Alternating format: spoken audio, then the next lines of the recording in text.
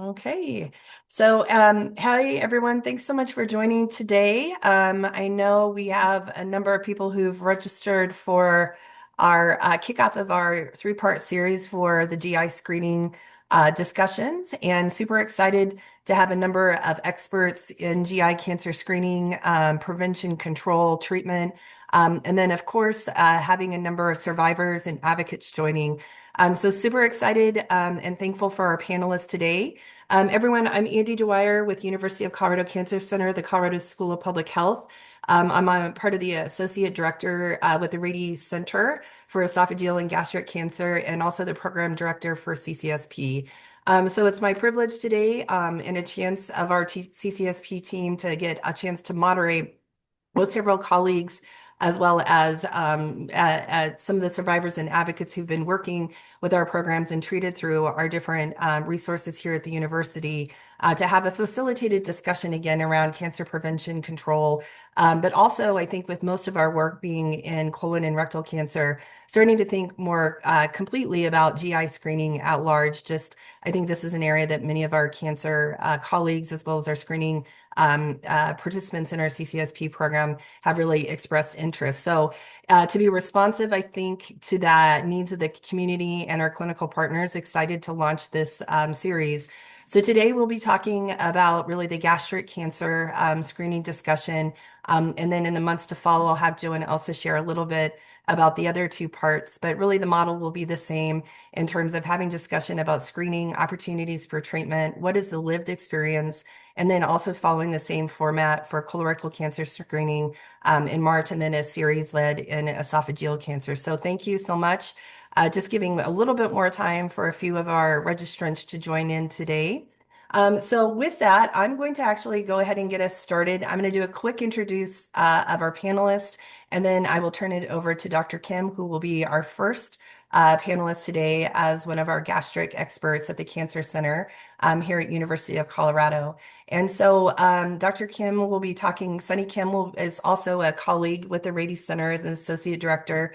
We'll be sharing some of the great opportunity around prevention, early detection, but also sharing more about disease impact, as well as some of the statistics.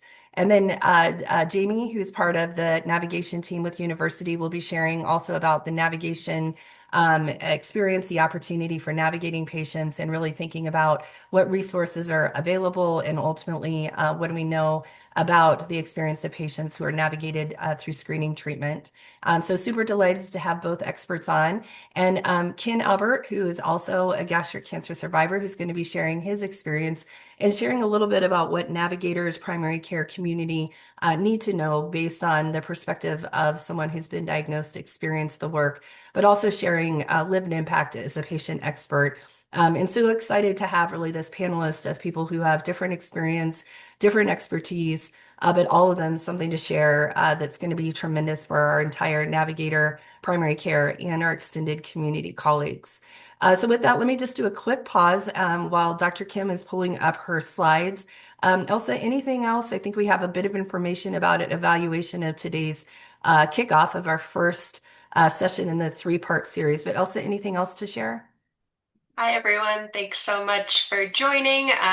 You're all muted, but feel free to put questions in the Q&A as well as comments in the chat, and we'll get to those. And then there'll also be an opportunity to come off mute as we get to our question portion at the end of the webinar. And then Joe Henning is also on as our coordinator and will be helping monitor the chat and making sure if anyone has any tech challenges, she is there to support. I also just dropped in the chat the registration for our next session, which will be focused on colorectal cancer, and that one will be on March 13th. So go ahead and register for that. And then as Andy noted, we'll also be putting the evaluation link from today in the chat and in our follow-up email, and the recording and slides will be included in that follow-up as well. So without further ado, I'm really excited for us to get kicked off with Dr. Sunny Kim. So I'll turn it over to you. Thank you for having me. I will be talking about a topic near and dear to my heart, gastric cancer, but really trying to leave more time for, Jamie and my patients who I've worked with for some time now, Ken, to discuss their experiences and how we can just improve the screening, detection, and treatment for our patients afflicted with gastric cancer. I'm a GI medical oncologist. I see all GI cancers, but my focus is really stomach and esophageal cancers. So, our agenda today, we'll be discussing the epidemiology, so the incidence of these cancers, signs and symptoms to look out for that really warrant an endoscopy, who should get screened, and then just a brief overview about recent treatment advances, because there has been many since I've actually become an oncologist, and it's been really gratifying to see.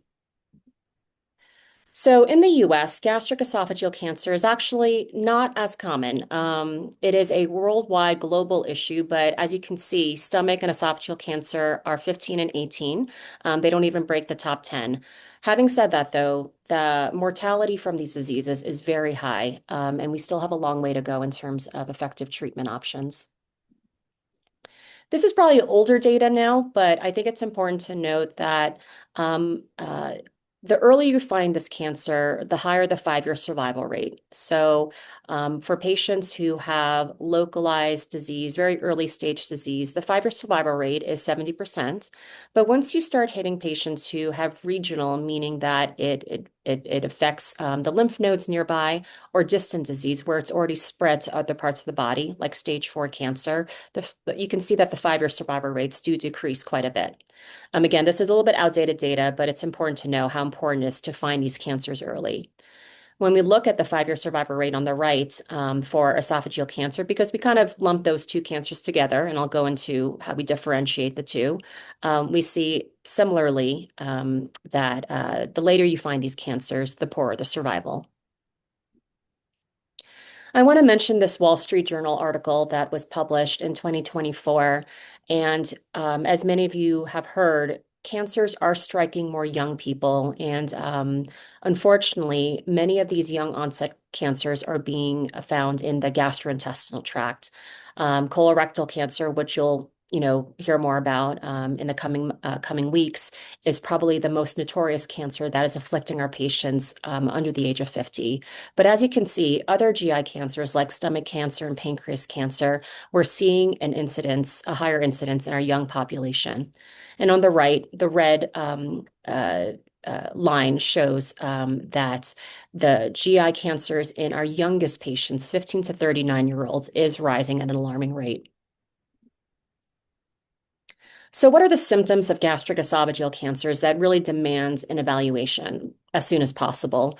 So, on the left, within the purple box, for gastric cancer, many of our patients note that prior to receiving their diagnosis, they experienced abdominal pain, something called early satiety, early fullness, eating less food but feeling very full, nausea, if there happens to be fluid swelling up, fluid accumulating in the abdomen, they can notice distension there. And then, really late stages, if they notice yellowing of their skin, if the cancer has spread to the liver. On the right side, esophageal cancer. Is notable for issues like trouble swallowing. A lot of patients will note that it's becoming harder and harder to eat more solid foods. They're relying more on a liquid diet. They may experience a chronic cough because that acid reflux is up to their throat, causing some irritation of the vocal cords.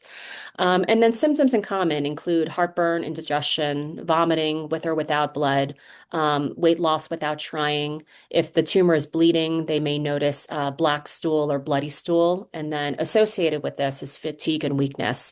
I just put a little image over here because the esophagus leading into the stomach is a continuum.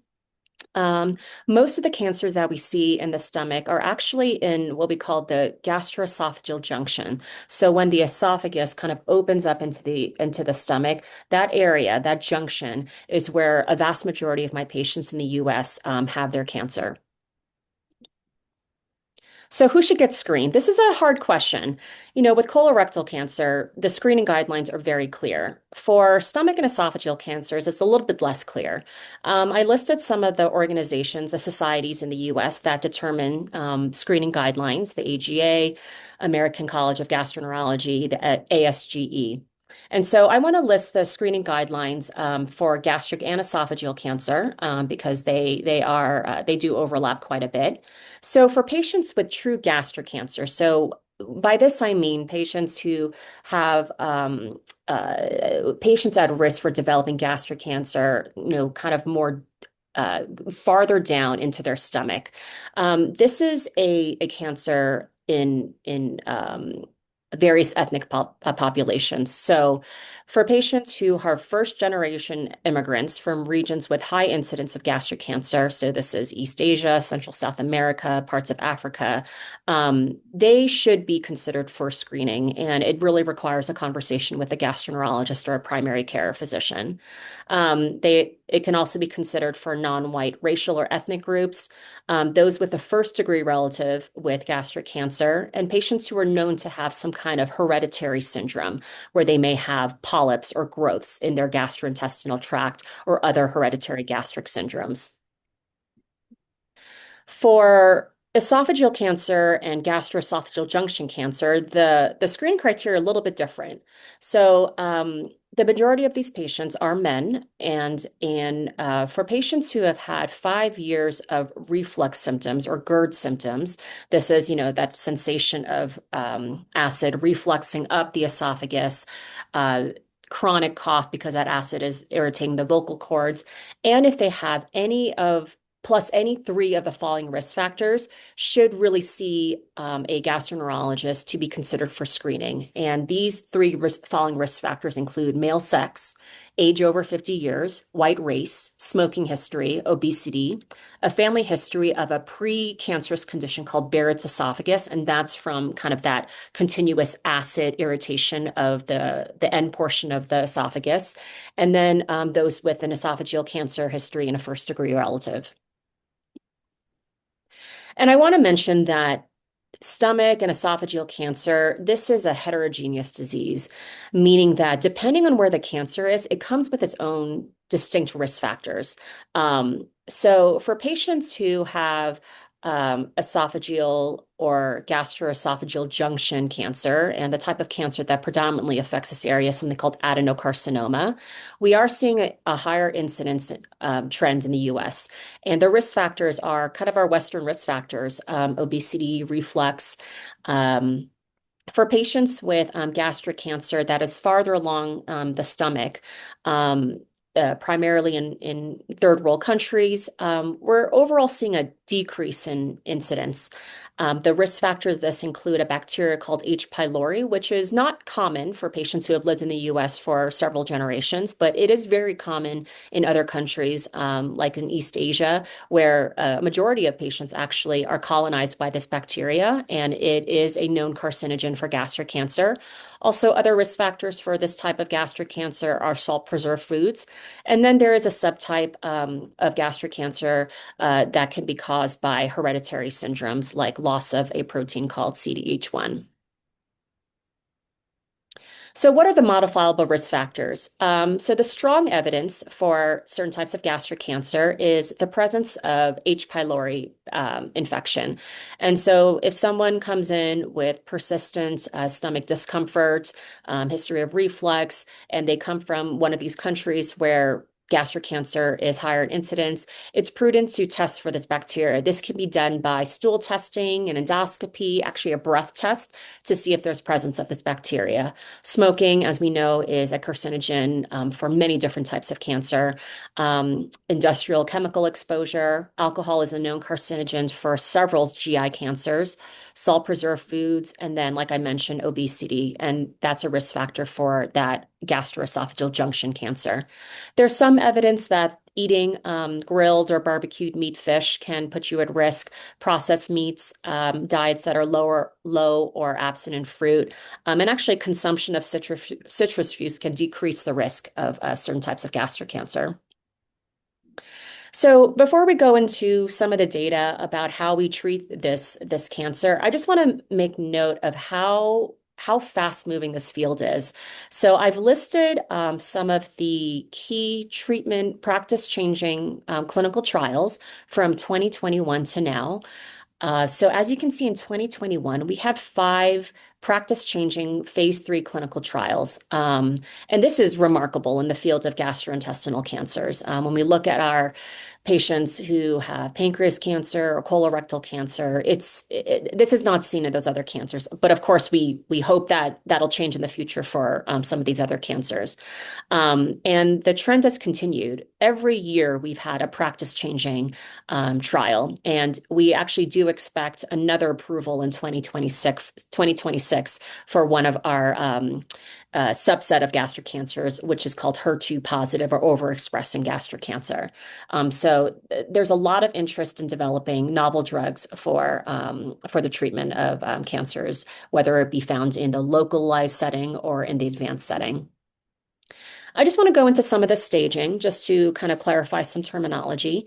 So when we stage a cancer from stage one, which is really the earliest time we can find a cancer, to stage four, which is when it's already metastasized or spread to different organs, we look at something called the T stage first. So the T stage is the depth of the tumor.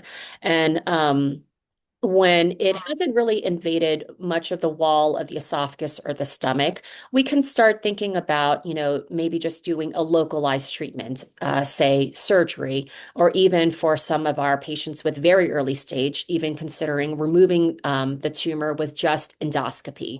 And we have highly skilled endoscopists here at University of Colorado who are very experienced in this. But as the tumor starts invading into deeper layers, going into the muscle, we start thinking that surgery or endoscopic resection are not going to be enough. And we have to start thinking about a multimodality treatment, meaning combining chemotherapy and now immunotherapy alongside surgery to really improve and maximize the cure rates. And then, when it's really gone into different parts of other organs, then we consider that unresectable. Then there's something called the end stage, which is the nodal stage. And that relies on assessing how many lymph nodes around the cancer are affected. And then M stage is when the cancer has clearly spread to other organs. So the T and M stage really determines um, how we treat these patients and their prognosis as well. Um, I think the most important thing that I want to stress to especially the practitioners here, but also the patients, is that there is no one treatment that fits all, because we are getting into an age of personalized medicine where we really have to understand the different markers that are expressed in any individual patient's cancer. So I've listed some of the biomarkers that need to be tested. So for patients who are diagnosed at any stage, there are two markers, something called mismatch repair deficiency or MSI high, and PD-L1 expression, because it can affect how we tailor the treatment for patients, whether it be localized or advanced. And for patients on the right who have advanced disease, there are four must-have biomarkers that need to be tested for us to be able to provide the best possible treatment. And this is also going to be MMR, PD-L1, something called HER2 overexpression, and now Claudin 18.2 overexpression. There are some rare mutations that are um, uh, uh, in the rare patient, and those also can be tested for as well. And I just want to just again emphasize that for us to really be able to target a cancer's vulnerability, we really need to understand the biomarkers for us to kind of unlock the best treatment options for them. So I just want to give you a flavor about the updates that we have experienced in the field. We'll start with the treatment of locally advanced gastric cancer so these are the patients who are not stage one, but stage two, stage three, where it's deeper into the wall of the stomach esophagus, or there are other lymph nodes that are involved with the cancer. So this is a biomarker, MSI or deficient mismatch repair. And It is something that I harp on with all my colleagues, my surgical colleagues, my pathology colleagues, my radiation colleagues, because if you have the patient who doesn't have these mismatch repair proteins, even if they have advanced disease, we could be looking at a potential cure or a long-term survival. In patients with localized disease, we may be able to offer them a chemo-free option, perhaps with or without surgery, to help them achieve high cure rates. So, what are this mismatch repair proteins? So, these proteins, what they do is they're involved in uh, any base space mismatch deficiencies that can occur during DNA replication. And this can happen just in the tumor or on an inherited genetic level. You may have heard of the syndrome called Lynch syndrome if you have inherited this predisposition to not have these mismatch repair proteins. And the incidence of this can range between 5 to 15%, depending on what stage you're diagnosed at. And on the left here, what these images show you is that if the protein is present, you'll see this brown staining. They'll put this antibody on the tumor specimen, and if it's present, you'll have this dark brown staining. If it's not present, these mismatch repair proteins, you won't see this brown staining. So I've listed the four important mismatch repair proteins: MLH1, PMS2, MSH2, and MSH6. And this is what we test for all our patients who are diagnosed with gastric esophageal cancer. And so, why is this important? When you don't have these mismatch repair proteins, it leads to accumulation of DNA replication errors, leading to repetitive nucleotide sequences. And again, why is this important? Because what happens is that this appearance of these nucleotide sequences actually produces these what we call neoantigens, and it alerts the immune system in your body to know that something is there that shouldn't be there. So there's this already enhanced immune response to the tumor when you have lack of these mismatch repair proteins. So we've known about this for years actually, but we didn't know how to take advantage of this property of these mismatch repair proteins until more recently. So this was a very important study. It was actually done over in Europe. And what they did is if you were diagnosed with locally advanced gastric or GEJ cancer, and you had this interesting feature with this mismatch repair deficiency, instead of receiving the typical chemotherapy before and after surgery, they offered patients two immunotherapy drugs called nivolumab and ipilimumab. They received it for 12 weeks. All patients did get surgery in this study, and then they received one immunotherapy afterwards. So they got a total of about a year of immunotherapy. And what we found was really astounding, even in the small population. So on the upper right, this tumor regression grade, this TRG1 score. This is when, at the time of surgery, they could not find any evidence of cancer. And that was in 60% of patients. And this is really remarkable. If you think about our patients with kind of more run-of-the-mill gastric cancer, where the complete response rate is more in the order of single digits.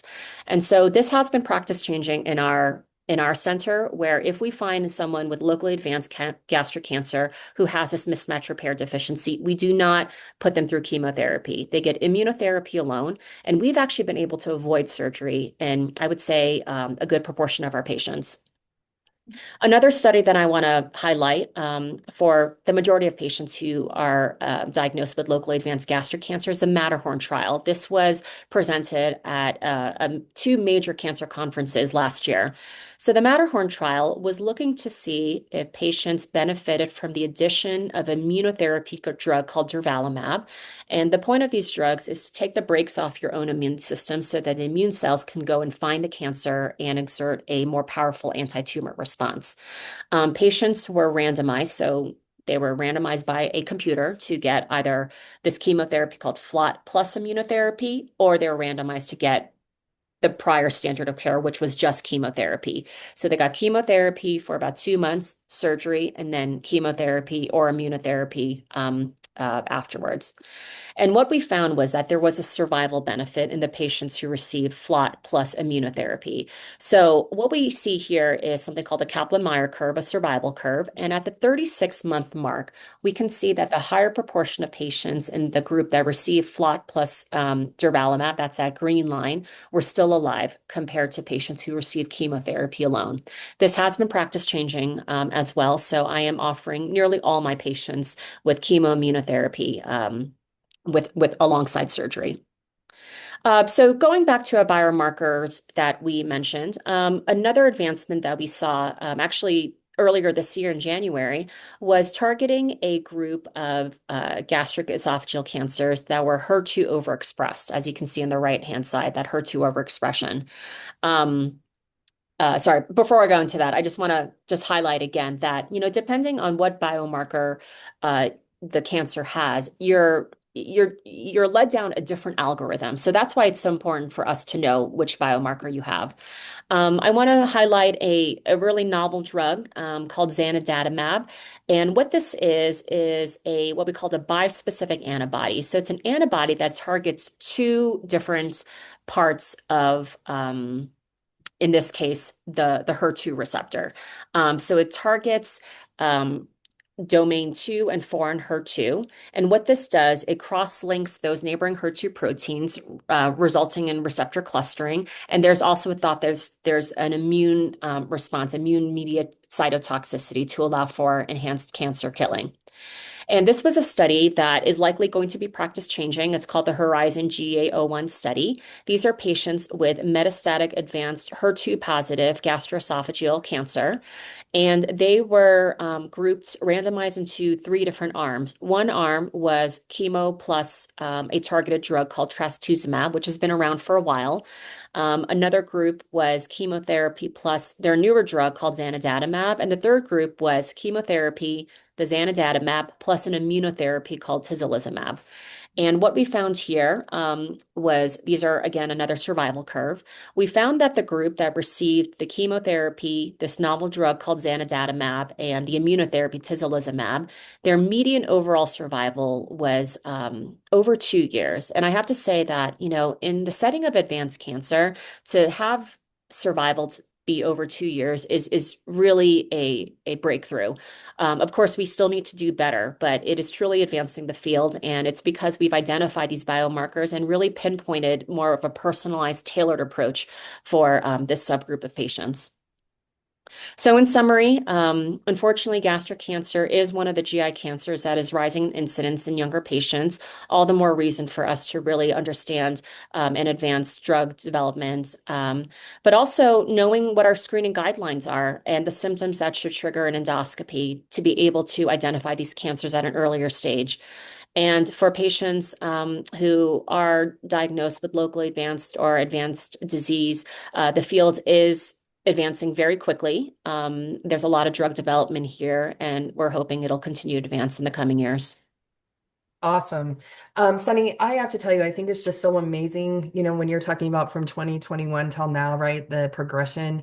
And I know, we'll go ahead and have Jamie queue up your slides. We'll have some questions at the end. But I just want to say that I think this is fascinating. I think a couple things that you said as we're queuing this up, for primary care providers too, kind of with that whole idea of the screening, and thinking, I guess if you had to give two pieces of advice to people who are in the field, right? Who might be doing colorectal screening, might be becoming aware of Barrett's esophagus. When you're thinking about screening for gastric cancer and really thinking about how implemented for our community as well as our primary care folks, what are kind of the two big things for just an implementation side you would consider? Um, yeah, with gastric cancer, I think this is a really tough Hmm. area for screening because, um, this is a cancer in, like I said, ethnic groups. And, in different parts of the country, depending on what your patient population is, you may not fully understand that if you're, a first generation immigrant, that your risk of gastric cancer is going to be much higher than, say, the white American who's lived in the US for several generations. And so I don't know about implementation, but I think, you just really have to look at the individual patient and just know what their background is and know when they have GI symptoms, is that the person that is okay with a PPI for a few weeks, or is that the person who really needs to go see a gastroenterologist sooner than later? Um, and for Barrett's esophagus, I think what we hear over and over again from our gastroenterology colleagues is that you'll have this patient who's had GERD for like several years, and may have one of those risk factors that I mentioned, being white or over the age of 50 years or 50 years.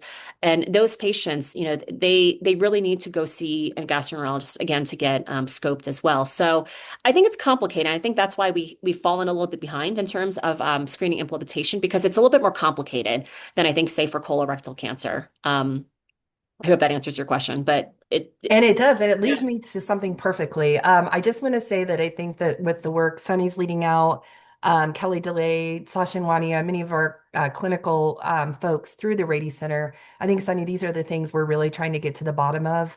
And saying that through some of these efforts, right, moving forward, really thinking about how to better identify. So I think this is great, right? Because I think you've talked about the trajectory of treatment. Biomarkers is a huge part of being able to get in the right treatment at the right time, showing that trajectory. I kind of feel like on some level, like you said, it's complex, but there's a lot that we can do at identifying at least who is at risk and thinking about, as you said, symptom management and there can be some really great opportunities. So I love that you queued that up because it's an area I think that we can all work together. So super excited. And we'll be exploring some of this work with many of our partners. So in the interest of time, Sunny, a million thanks. I'll punt to Jamie, who's also going to talk a little bit about the nurse perspective, and then we'll queue up some fantastic discussion. I think it's amazing, right? Jamie and Sunny work together. Ken is the patient of the team. So it'll be great to have some great discussion. But we'll turn it over to you, Jamie, to get started to talk about the navigation perspective. Okay, well, thank you all so much for your time today. I'm excited to be here. So my name is Jamie again. I am an oncology nurse navigator. I have been doing this for about 10 years.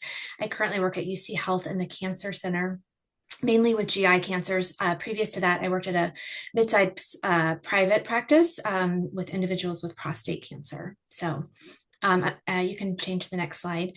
I am going to talk about a couple things today in my short amount of time here. So I'm going to talk a little bit about what an oncology nurse navigator is, and then a couple of different time points throughout the cancer trajectory for patients and some resources that are available for them.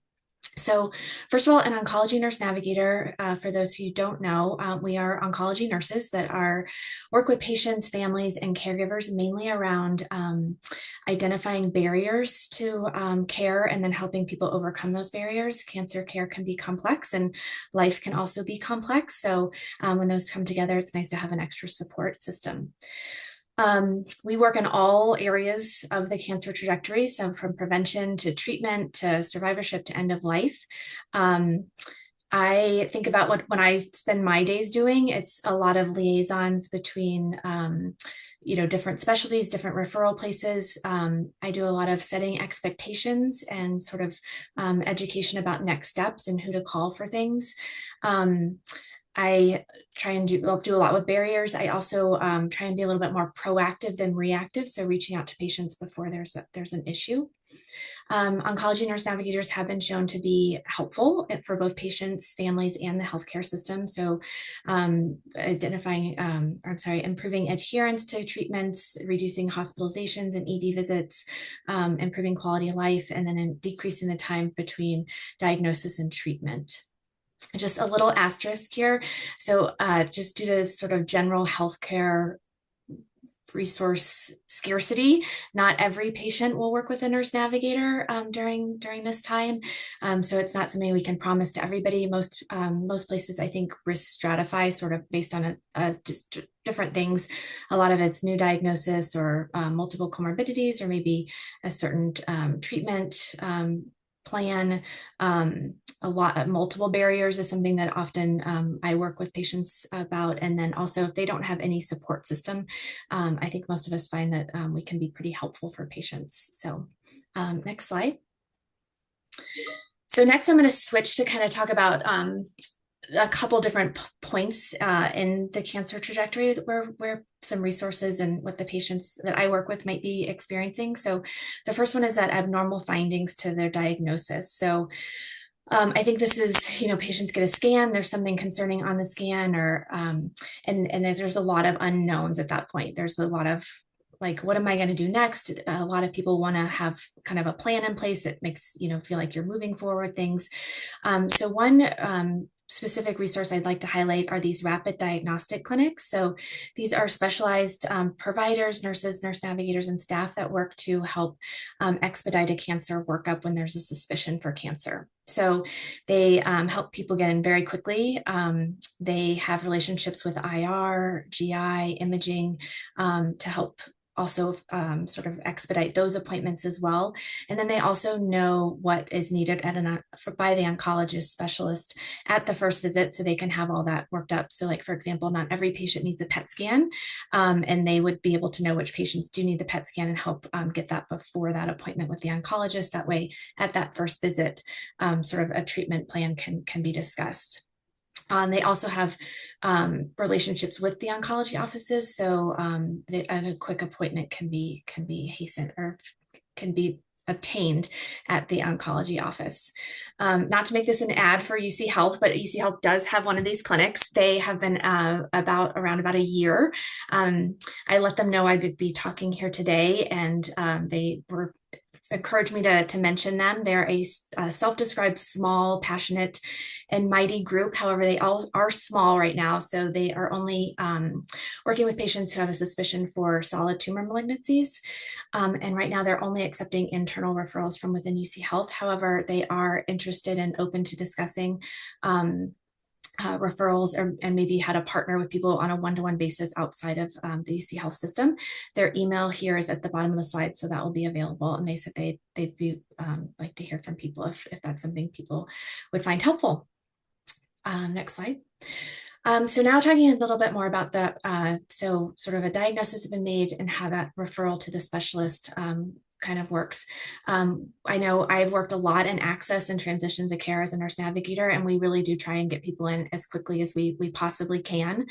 And I think everyone knows how referrals work, but I'm just going to point out that just spend a moment here thinking about how sort of a little bit antiquated and not ideal they are always. So a lot of referrals are still made via fax. So, and they go into like a fax queue with many other faxes that's then manually uploaded. And so I don't have a great solution to fix this problem, but just noticing that it is sort of one barrier that we see.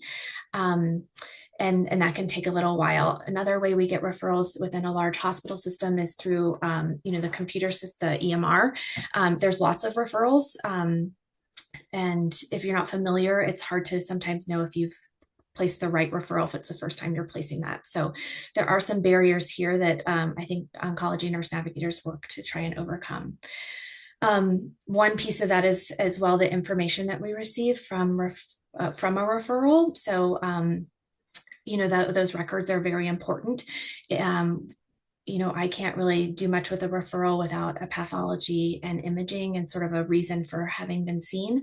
And if it doesn't come in that initial time, then there's more faxes involved. Like you fax back the request, then they fax back. So it just slows it down a little bit. So just pointing out that that's sort of how it works. And just it's a place that I think is a barrier that should be acknowledged. Most places do a clinical review as well. So that's either done by an EPP or a nurse navigator or nurse, just to help make sure a patient gets in there with the right provider at the right time. In terms of resources during this time, I think that patient education is really important here when making that referral. If they don't hear within a week, they should be reaching out to either the referral service or the person who's referred, just to kind of make sure there's not been a breakdown in this pathway. I also think that although I wouldn't encourage a phone call for every patient that's referred, but if there is a special concern or something, I think making a phone call to the specialist office is okay and is often very helpful and helps us know that maybe something needs quicker attention. And then the last thing is the emergency room. Unfortunately, I think if patients are having acute symptoms during this time, this is a place that they can use for a resource to get help with a high symptom burden or maybe difficulty with nutrition or something like that. So next slide. And then finally, just talking a little bit about treatment. So I think this is another, somewhat hard time for people to go through. I think most people, not everyone, but a lot of people would like to initiate care pretty quickly. There's a lot of referrals being made, a lot of logistics happening. People have questions about side effects. What's treatment going to look like? What side effects am I going to have? Am I not going to be able to do certain things? And then I think financial and insurance questions come up a fair amount, and just thinking about what will be covered and what might not be covered and what that will look like.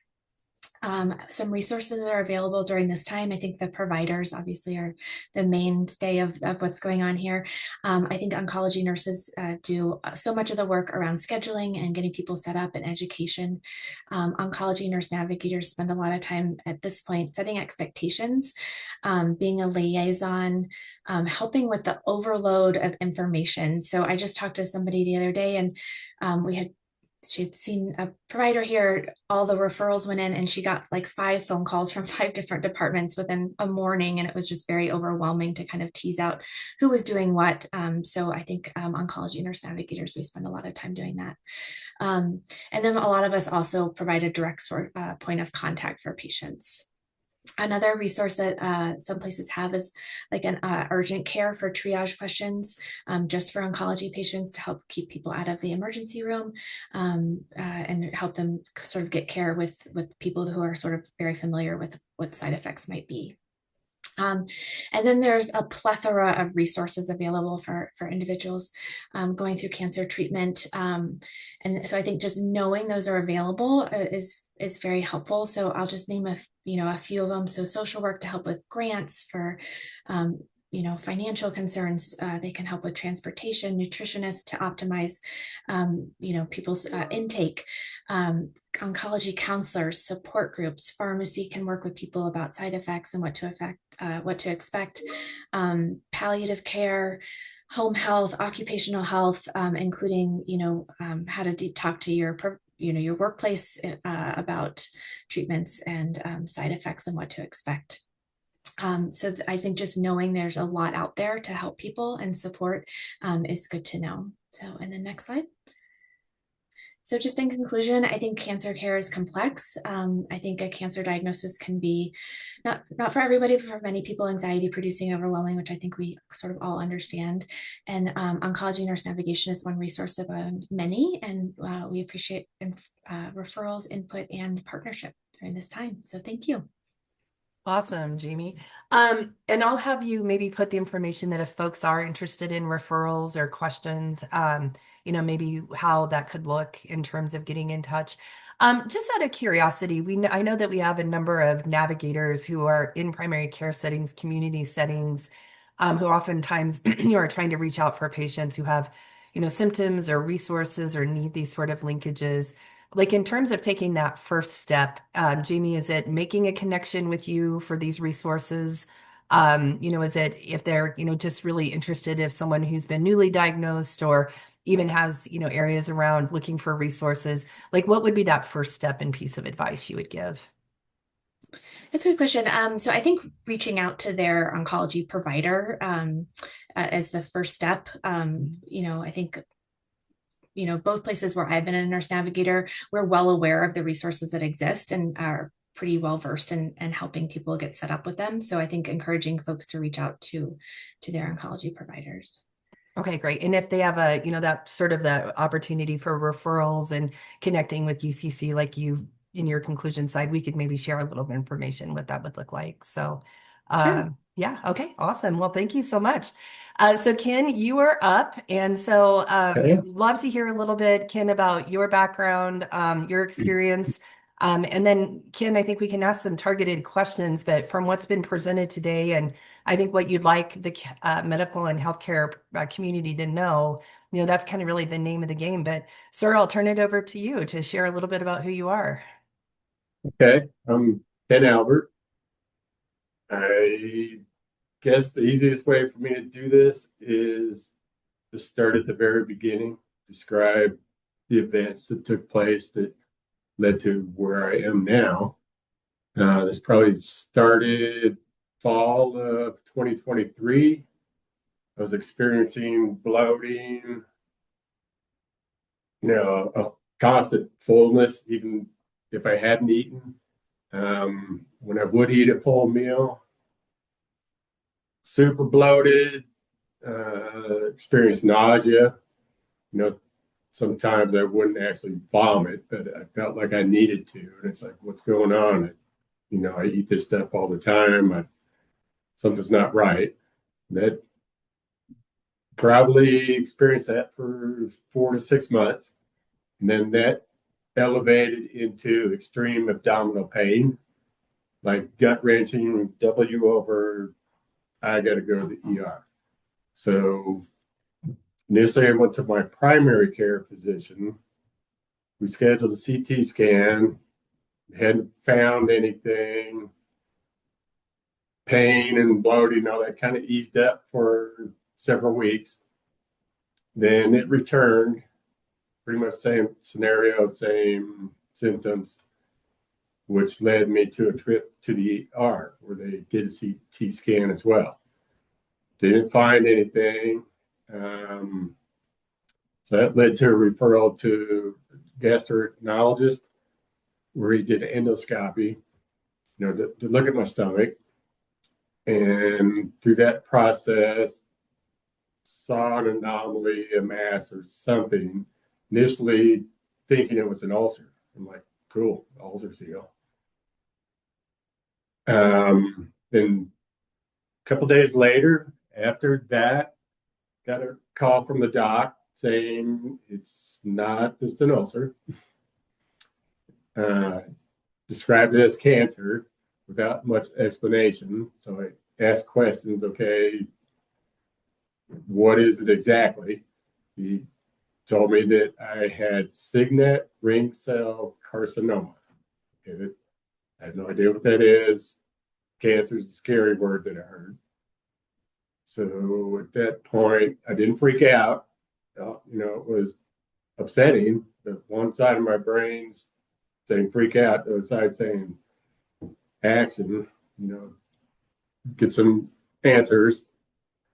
So I asked the doc, who do I call? Where do I go? What do I do? What's next? I didn't spend any time on being upset. I wanted to take action, move forward. So I was given a couple of referrals to local cancer centers. Wasn't feeling it.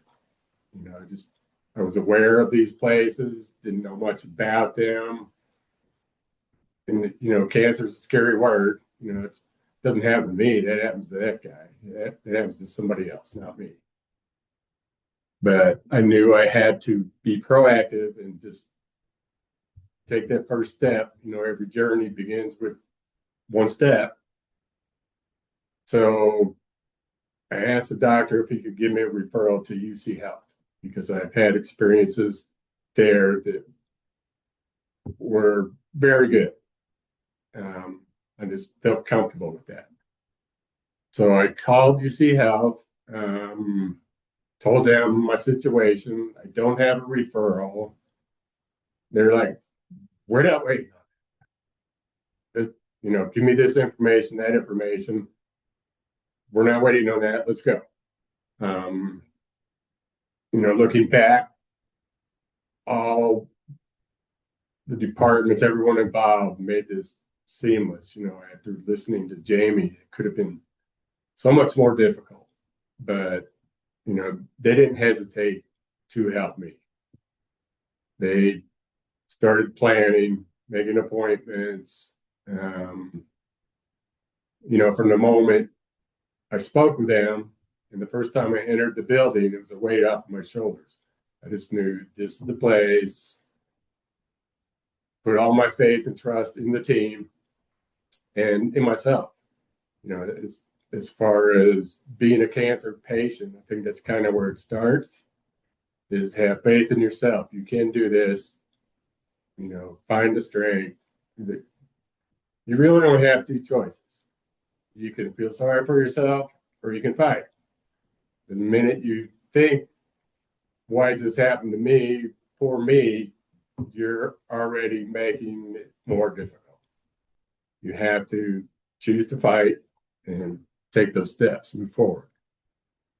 So next step was probably, well, Megan was the care coordinator. She just bam, bam, bam, put everything together. You know, it involved Dr. Kim and Dr. Mungo and social workers and nutritionists, you know, put the team together. Then we had a meeting to all meet. And Jamie kind of spoke on this. That was probably the most overwhelming part, was that first meeting with the entire team. It was like every 5 minutes, you know, in a fairly small room, people are hitting you with more information, and you're just, look, stop the truck, back up, hold on, I'm not understanding that. Can you explain this? So that's probably the only thing I can suggest that was overwhelming. It could maybe be done differently. You know, I know it's challenging for the team, scheduling and getting everybody in the same place and on the same page. It's got to be extremely difficult. But, you know, that was the only time where I really felt overwhelmed. But moving on, the plan was put in place. You know, I was told, okay, you're going to do chemo and we're going to remove your stomach and we're going to do more chemo. I'm like, oh, I'm keeping that, guy. You can't have it. You know, fully understanding that you're going to do what you have to do. But I don't know if it's self-advocating or trying to calm my fears, whatever. I wanted to have hope that maybe I could keep part of my stomach, because the surgeon, you know, kept insisting you can live without stomach. Like, that's not living. If I have no quality of life, my family has no quality of life, doing everything I can to manifest the very best outcome. And from the beginning, I think that manifestation was kind of my plan to cope with all of it. It's like, you know, when I was originally diagnosed, I did the Google MD thing and the prognosis was not great. So I turned that up. I'm not looking at that anymore. I'm going to be the exception. It's going to happen this way. You know, you always have to be prepared and aware that it could change.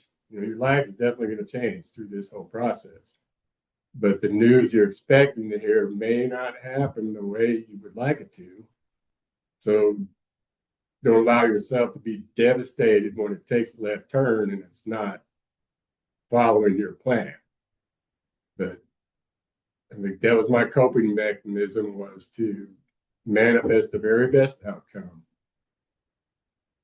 Totally trust the care team, have faith in myself. You can do this, you know, because during the time of my treatment, I lost a friend and a family member to cancer. And I'd heard that Toby Keith died the day before I was diagnosed, died from stomach cancer. And like, I got to win for these guys. You know, it's not just for me. You know, everybody that's involved, my family, you know, I probably drove around for 2 hours when I left work before I went home, just to get my head into place to share this news with my family, because they're part of it, huge part of it. You know, I have to ask them for help. I have to expect them to tolerate everything that I'm going to have to deal with. Your family and your friends and your people around you, they still have lives, and this really screwed things up. So I didn't want to be selfish. It kind of felt like I was being selfish and asking for that kind of support, but it was there. And I was very fortunate to have those resources and that support, because it's all quite humbling. Like my first chemo treatment, didn't know what to expect.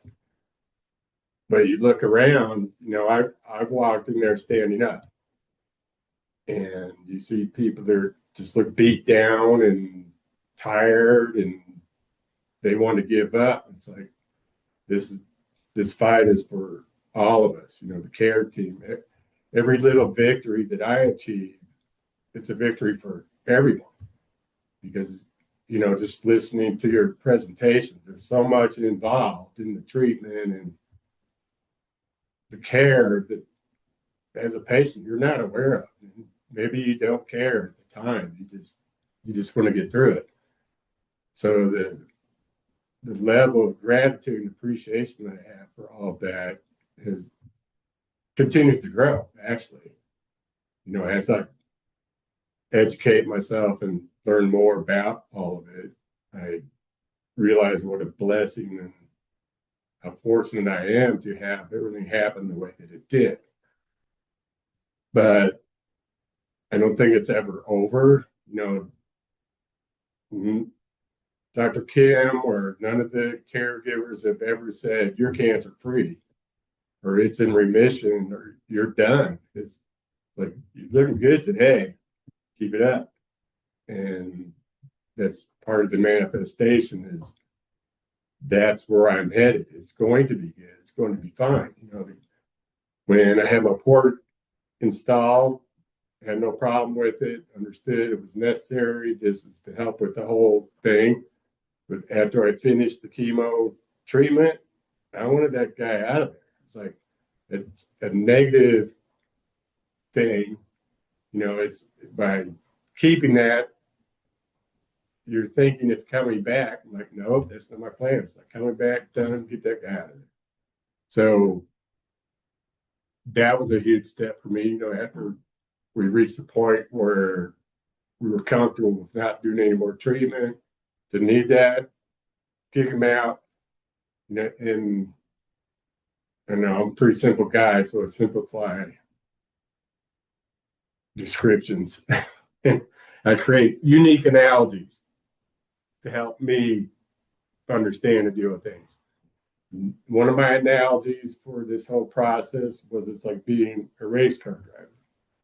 You have the pit crew and the team there to support you, but only you can grab the wheel and drive like hell across the finish line.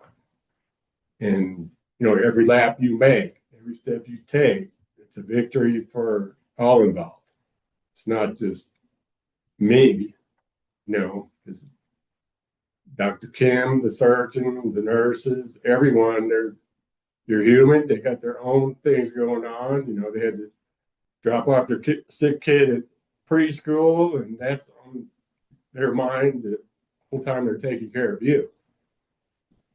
You don't have to care about me, but you did. So as a patient, don't become a victim. You're not entitled to anybody caring about you, but they do. And there's no magic. Magic's not going to happen. You have to fully participate, put your boots on, go to work, show up, do what you got to do, get it done. That's another victory. It's, most of it sucks. And every individual's journey is going to be different. I didn't experience a lot of nausea or crazy side effects that could have happened.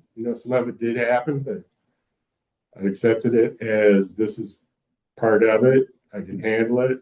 Get tough. You can do this.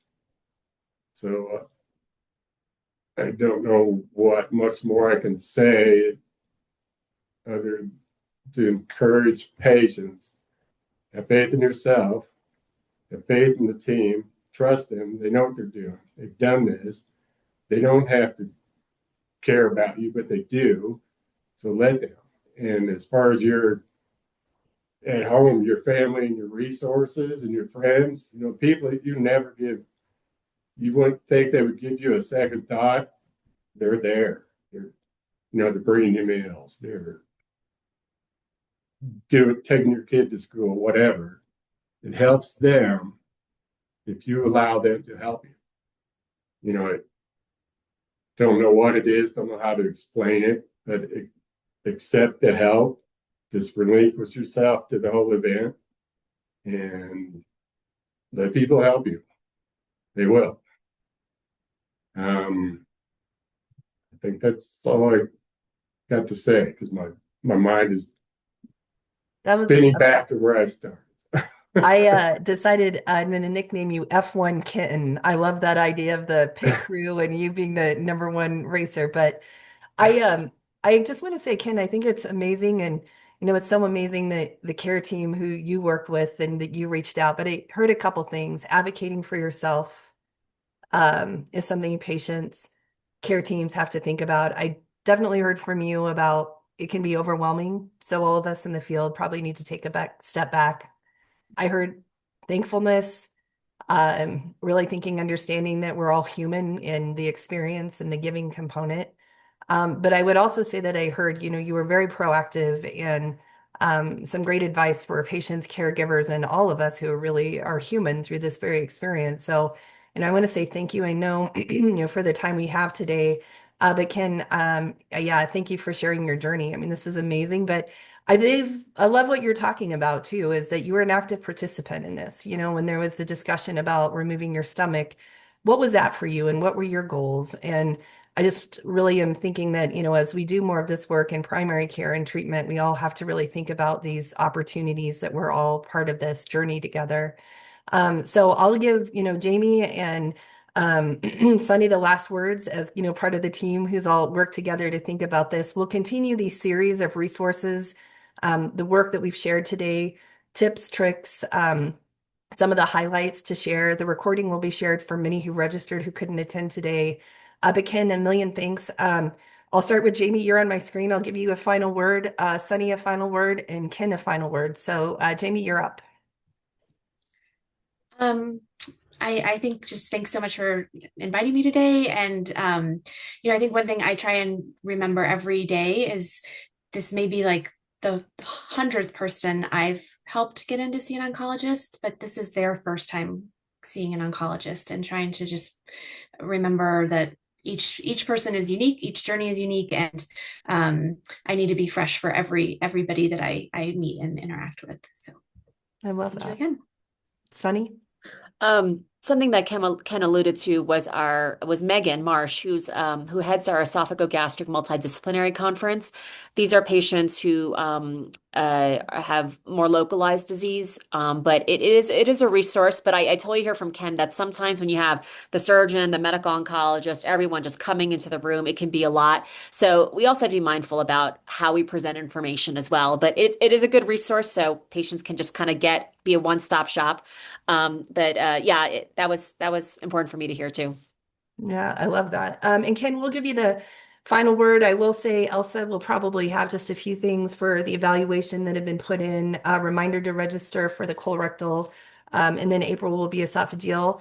But Ken, final word as you close us out. And I also want to give a shout to Dave and some others who've noticed, or I've noticed, who are survivors and patients who are joining us today, as well as all the navigators and care teams and community members. It's amazing, and we'll continue to grow this work. But Ken, F1 Ken, my friend, you are ready to go. And if you are still here, is he still here?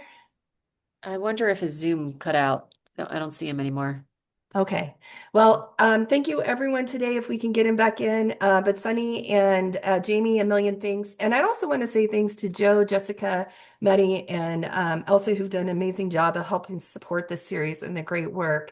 And I know Dr. Kim and myself and others who are part of the associate director team and executive committee for The Rady Center will continue on with this work, helping thinking about how we can get stronger connections for implementation of the treatment screening, as well as some additional resources for the gastric work moving ahead.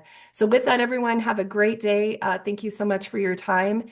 And we'll see you guys in March, if not before. Please reach out with any questions or comments.